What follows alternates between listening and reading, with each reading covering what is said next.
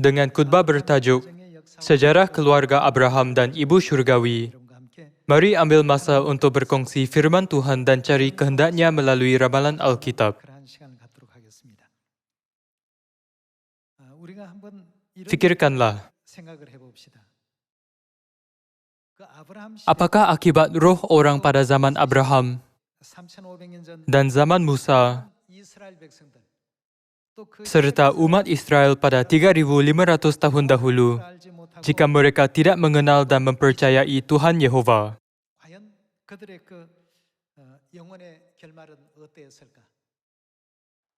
Apakah akibat orang yang tidak mengenali Yesus Kristus yang datang ke bumi ini pada 2000 tahun dahulu dan tidak menerimanya sebagai Tuhan? Pada zaman Roh Kudus juga, apakah akibat jika orang tidak tahu atau tidak percaya roh dan pengantin perempuan? Apabila memikirkan hal ini, saya terfikir, Tuhan biar kita melihat, mendengar, dan menyadari semua kebenaran. Jadi bukankah kita harus bersyukur dan memuliakan Tuhan setiap hari? Hari ini, dengan subjek ini, cubalah tanya sendiri, siapa dapat memasuki kerajaan syurga? Apakah jenis orang boleh menerima warisan syurga? Janganlah hanya memahami ini sebagai pengetahuan, tetapi beriman teguh dan yakin bahawa itulah jalan yang ditetapkan ke kerajaan syurga. Kita harus jadi orang yang dapat ambil jalan keselamatan yang diajar oleh Tuhan. Mengenai hal keselamatan, sejarah keluarga Abraham ialah sebuah sejarah yang sangat penting bagi kita. Dalam keluarga Abraham, ada Abraham dan isterinya Sarah. Ishak dilahirkan oleh Sarah. Apabila Tuhan berkata kepada Abraham, keturunanmu pasti akan menjadi pewaris yang akan mewarisi segala harta pusakamu, Abraham tiada anak. Jadi, Hagar, yaitu hamba perempuan Sarah, melahirkan seorang anak yang bernama Ismail. Dengan ini, kita dapat memahami hubungan antara Perjanjian Lama dan Perjanjian Baru. Sejarah keluarga Abraham adalah sangat penting kerana mengajarkan realiti Perjanjian Baru. Jika anda membaca buku Galatia bab 3 dan bab 4 tanpa memahami hal ini, anda tidak akan memahami dengan jelas apa sebenarnya yang dikatakan oleh bab itu. Hari ini, mari kita meneliti sejarah keluarga Abraham, memahami peranan Ibu Syurgawi dalam keluarga Abraham, dan tanpa peranannya, tiada seorang pun boleh mewarisi kerajaan syurga yang kekal. Mari memahaminya melalui perumpamaan Yesus yang penting dalam buku Lukas bab 16 ayat 19. Bab 16 ayat 19. Ada seorang kaya yang selalu berpakaian jubah ungu dan kain halus, dan setiap hari ia bersukaria dalam kemewahan. Dan ada seorang pengemis bernama Lazarus, badannya penuh dengan borok, berbaring dekat pintu rumah orang kaya itu, dan ingin menghilangkan laparnya dengan apa yang jatuh dari meja orang kaya itu. Malahan, anjing-anjing datang dan menjilat boroknya. Kemudian matilah orang miskin itu, lalu dibawa oleh malaikat-malaikat ke pangkuan Abraham. Orang kaya itu juga mati, lalu dikubur. Dan sementara ia menderita sengsara di alam maut, ia memandang ke atas, dan dari jauh dilihatnya Abraham. Dan Lazarus duduk di pangkuannya. Lalu ia berseru, katanya, Bapa Abraham, kasihanilah aku. Suruhlah Lazarus supaya ia mencelupkan ujung jarinya ke dalam air dan menyejukkan lidahku. Yesus menggunakan perumpamaan ini untuk mengajar kita tentang syurga dan neraka. Namun ada sesuatu yang penting dalam ayat 24. Orang kaya itu memanggil siapa bapa? Dunia itu ialah tempat yang pengemis dan orang kaya itu pergi selepas mati. Dunia yang kita berada selepas mati ialah dunia rohani. Dalam dunia rohani, hanya Tuhanlah Bapa. Namun di sini, bahagian Tuhan Bapa dinyatakan sebagai Bapa Abraham. Akhirnya, kita dapat faham bahawa Abraham melambangkan Tuhan dan dia digunakan untuk melambangkan Tuhan secara ramalan.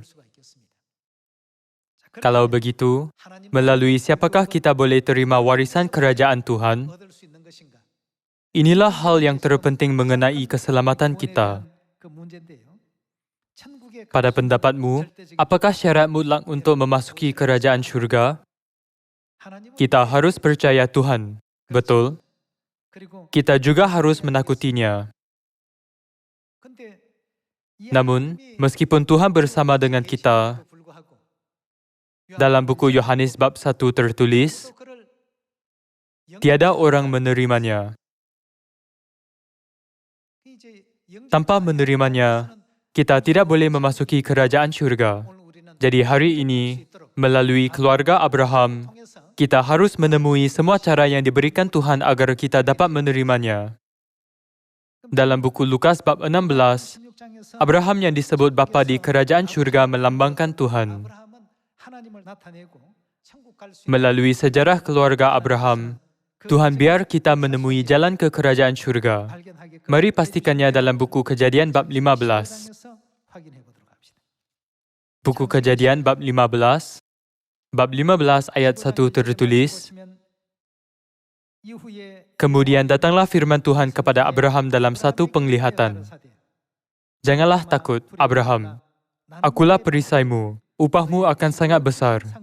Abraham menjawab, ya Tuhan, apakah yang akan engkau berikan kepadaku? Kerana aku meninggal dengan tidak mempunyai anak, dan yang akan mewarisi rumahku ialah Eliezer, orang Damasyik itu.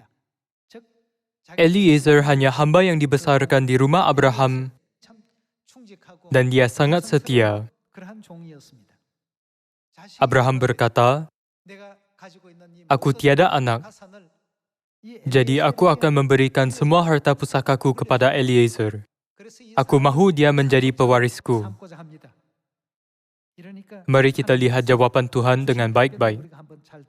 Ayat 3. Lagi kata Abram, engkau tidak memberikan kepadaku keturunan, sehingga seorang hambaku nanti menjadi ahli warisku. Tetapi datanglah firman Tuhan kepadanya, demikian, orang ini tidak akan menjadi ahli warismu. Tuhan berkata, orang ini setia dan bekerja dengan baik, tetapi dia bukan pewarismu. Kalau begitu, apakah kelayakan untuk menjadi pewarisnya? Melainkan anak kandungmu. Dialah yang akan menjadi ahli warismu. Lalu Tuhan membawa Abram keluar serta berfirman, coba lihat ke langit, hitunglah bintang-bintang, jika engkau dapat menghitungnya. Maka firman-Nya kepadanya, demikianlah banyaknya nanti keturunanmu. Keturunanmu akan banyak seperti bintang di langit. Pada masa itu, Abraham sudah sangat tua dan tidak dapat mempunyai anak. Namun, Tuhan berkata, keturunanmu akan sangat banyak. Jadi, janganlah menetapkan hambamu Eliezer di rumahmu sebagai pewaris. Anak kandungmu lah yang akan menjadi ahli warismu.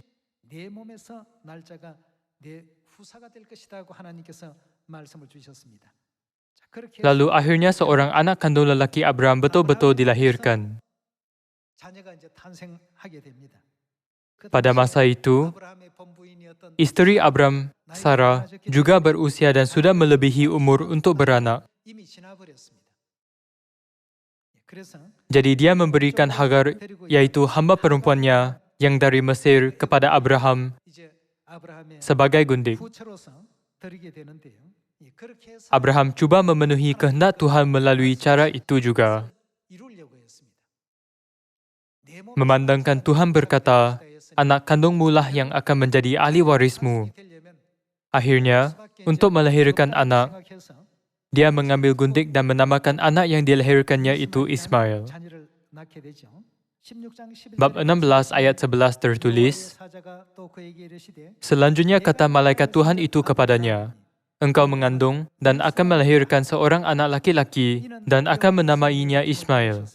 Sebab Tuhan telah mendengar penindasan atasmu itu. Seorang laki-laki yang lakunya seperti keldai liar. Kemudian Hagar menamakan Tuhan yang telah berfirman kepadanya itu dengan sebutan, Engkau El-Roy.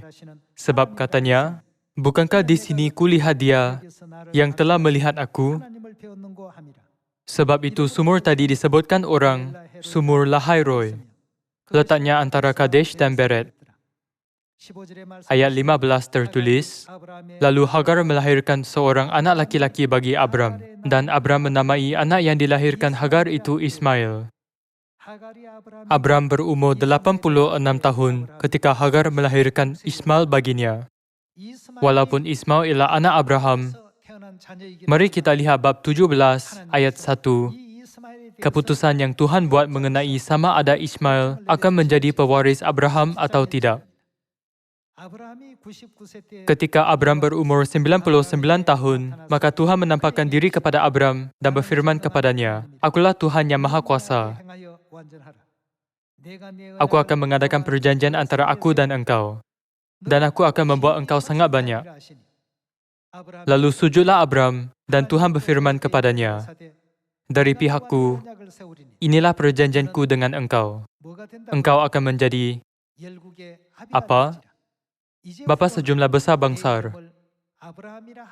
Karena itu, namamu bukan lagi Abram, melainkan Abraham. Kerana engkau telah kutetapkan menjadi bapa sejumlah besar bangsa.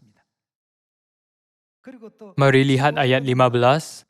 Selanjutnya Tuhan berfirman kepada Abraham tentang isterimu Sarai, janganlah engkau menyebut dia lagi Sarai, tetapi Sarah, itulah namanya. Aku akan memberkatinya, dan daripadanya juga, aku akan memberikan kepadamu seorang anak laki-laki. Bahkan aku akan memberkatinya, sehingga ia menjadi, apa? Ibu bangsa-bangsa. Tuhan berfirman akan menjadikan Abraham bapa sejumlah besar bangsa, dan Sarah, ibu bangsa-bangsa. Raja-raja bangsa-bangsa akan lahir daripadanya. Lalu tertunduklah Abraham dan tertawa serta berkata dalam hatinya, mungkinkah bagi seorang yang berumur 100 tahun dilahirkan seorang anak, dan mungkinkah Sarah yang telah berumur 90 tahun itu melahirkan seorang anak? Dan Abraham berkata kepada Tuhan, sekiranya Ismail diperkenankan hidup di hadapanmu. Abraham berfikir, adakah aku menyebabkan kesulitan yang tidak terjangka kepada Tuhan disebabkan keluargaku? Bukankah lebih baik jika Ismail baik-baik hidup di hadapan Tuhan dan meneruskan nasab? Jadi dia berkata, sekiranya Ismail diperkenankan hidup di hadapanmu.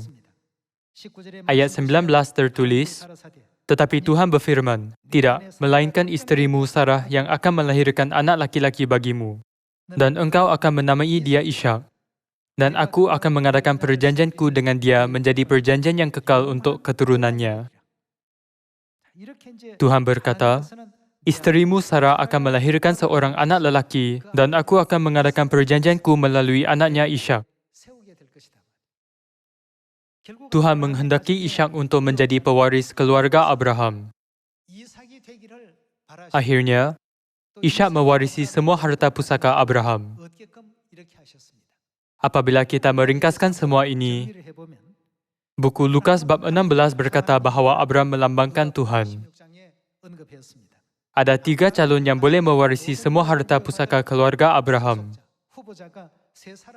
Yang pertama ialah Eliezer, kedua ialah Ismail, dan ketiga ialah Ishak. Namun, jika kita melihat baik-baik, Tuhan menolak calon pertama iaitu Eliezer, dengan berkata, dia bukan pewarismu. Kalau begitu, apakah kelayakan yang Eliezer kurang? Kita perlu melihatnya dengan baik-baik. Di sini, siapa ialah ibu bapa setiap calon adalah sangat penting. Sejak kecil, Eliezer dibesarkan sebagai hamba di rumah Abraham.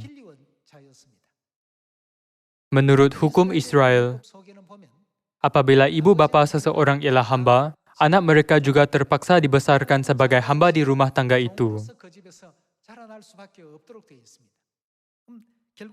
Jadi, apabila kita melihat Abraham berkata bahawa Eliezer ialah seorang hambaku, bukankah hal itu membuktikan ibu bapa Eliezer ialah siapa?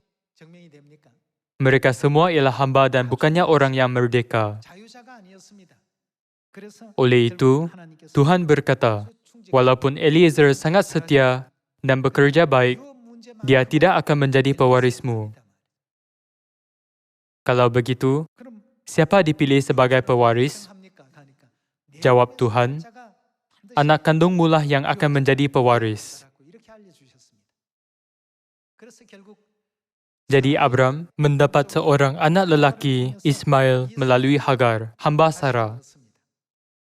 Namun, meskipun bapanya Abraham orang yang merdeka, ibunya bukan. Ibunya ialah seorang hamba. Jadi, Tuhan menyatakan Ismail sebagai hamba apabila mengatakannya dalam buku Galatia. Mari kita lihat buku Galatia bab 4 ayat 21. Katakanlah kepadaku, hai kamu yang mau hidup di bawah hukum Taurat, tidakkah kamu mendengarkan hukum Taurat? Bukankah ada tertulis bahwa Abram mempunyai dua anak, seorang dari perempuan yang menjadi hambanya dan seorang dari perempuan yang merdeka? Abraham ada dua anak lelaki. Ibu salah seorang anak ialah hamba. Siapakah dia? Siapa dilahirkan oleh hamba perempuan? Ismail. Seorang dari perempuan yang merdeka. Siapa dilahirkan oleh perempuan yang merdeka yaitu Sarah? Ishak. Ayat 23 tertulis, tetapi anak dari perempuan yang menjadi hambanya itu, yaitu Hagar, diperanakan menurut daging, dan anak dari perempuan yang merdeka itu, yaitu Sarah, oleh kerana janji. Ini adalah satu kiasan, sebab kedua perempuan itu adalah dua keturunan Tuhan. Yang satu berasal dari Gunung Sinai dan melahirkan anak-anak perhambaan, yaitu Hagar. Anak yang dilahir oleh Hagar dipanggil hamba dalam Alkitab. Ini merupakan bahagian yang sangat penting dan harus kita ingati. Sebaliknya, apakah yang dikatakan oleh Tuhan tentang Ishak? Mari kita lihat buku Kejadian bab 17 ayat 19 sekali lagi. Tetapi Tuhan berfirman, tidak, melainkan isterimu Sarah yang akan melahirkan anak laki-laki bagimu, dan engkau akan menamai dia Ishak. Dan aku akan mengadakan apa? Aku akan mengadakan perjanjianku dengan dia sebagai perjanjian yang kekal bagi keturunannya. Akhirnya, Tuhan mengadakan perjanjian dengan orang yang terpilih, yaitu Ishak anak Abraham. Bukan? Mari kita lihat ibu bapa Eliezer sekali lagi. Bapa Eliezer bukannya orang yang merdeka tetapi hamba, dan ibunya juga. Jadi, Tuhan membuat kesimpulan bahawa dia tidak boleh menjadi pewaris keluarga Abraham. Bapa Ismail ialah Abraham, orang yang merdeka. Namun, ibunya ialah hamba perempuan Hagar.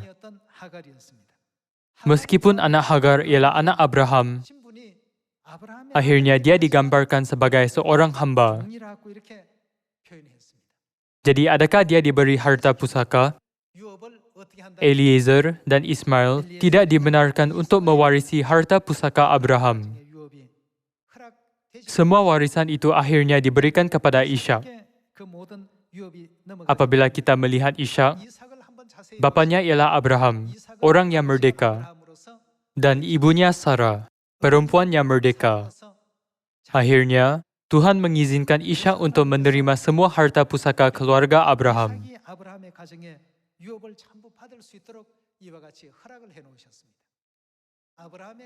Hal untuk mewarisi harta pusaka keluarga Abraham ialah hal bagaimana kita boleh mewarisi kerajaan Tuhan yang kekal. Apakah syarat mutlak untuk hal ini? Sini tertulis, tetapi Yerusalem surgawi adalah perempuan yang merdeka dan ialah ibu kita. Kalian, apakah maksud merdeka? Siapakah adalah merdeka? Tuhan sajalah yang merdeka. Ini kerana semua manusia dipanggil sebagai hamba dosa. Kita juga dipenjarakan di bawah dosa dan telah menjadi hamba dosa.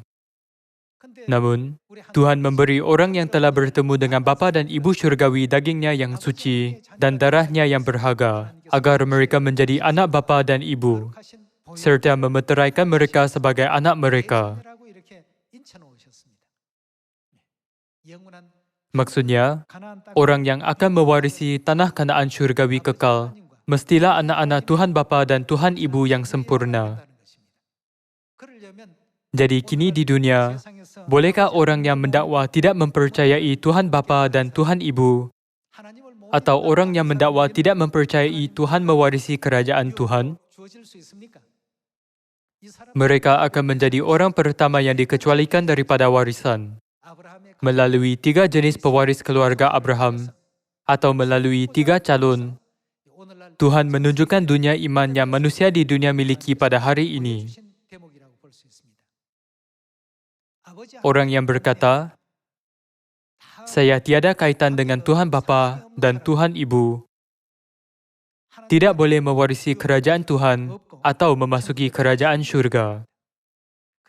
Sebaliknya, orang yang seperti Ismail berkata, saya dapat terima kewujudan Tuhan Bapa, tapi saya tidak percaya Tuhan Ibu. Tuhan juga meletakkan mereka dalam kategori hamba. Bagaimana pula Ishak? Bapa Ishak ialah orang merdeka Abraham, dan ibunya ialah perempuan merdeka Sarah.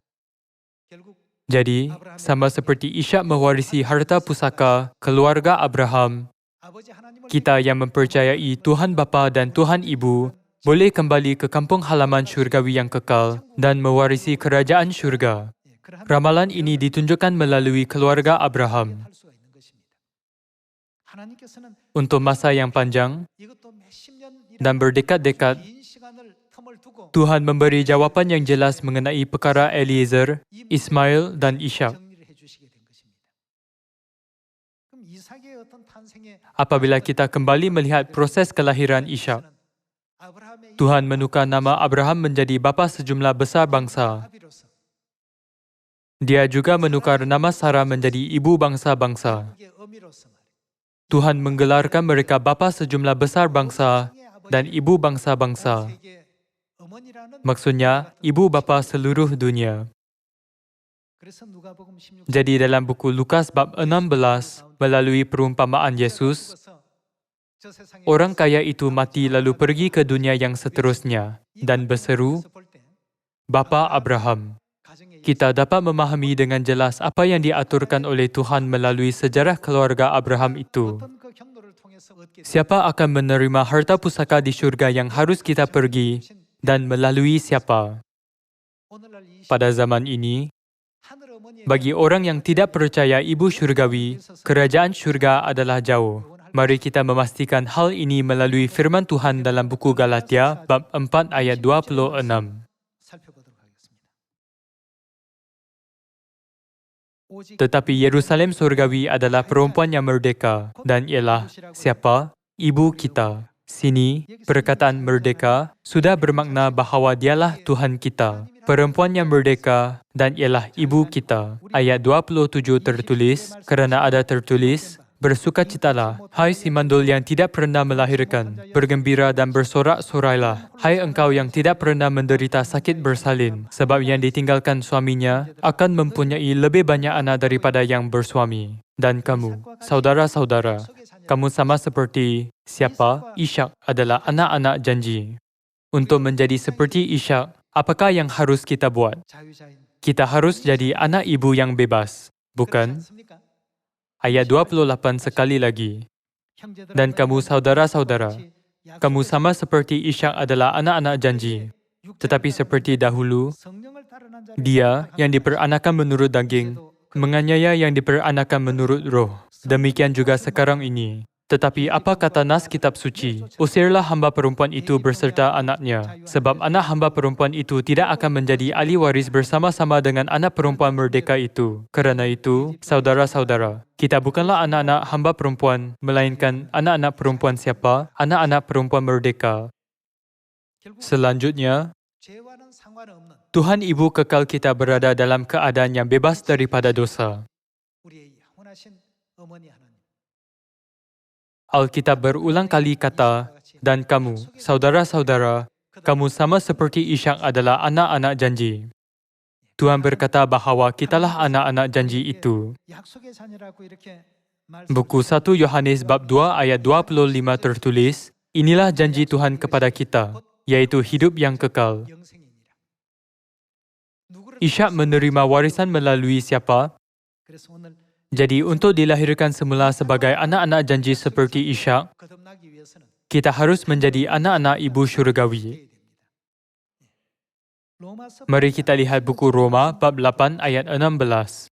Roh itu bersaksi bersama-sama dengan roh kita bahawa kita adalah anak-anak Tuhan. Dan jika kita adalah anak, maka kita juga adalah ahli waris. Maksudnya, orang-orang yang berhak menerima janji-janji Tuhan, yang akan menerimanya bersama-sama dengan Kristus, yaitu jika kita menderita bersama-sama dengan Dia, supaya kita juga dipermuliakan bersama-sama dengan Dia. Sebab aku yakin bahawa penderitaan zaman sekarang ini tidak dapat dibandingkan dengan kemuliaan yang akan dinyatakan kepada kita.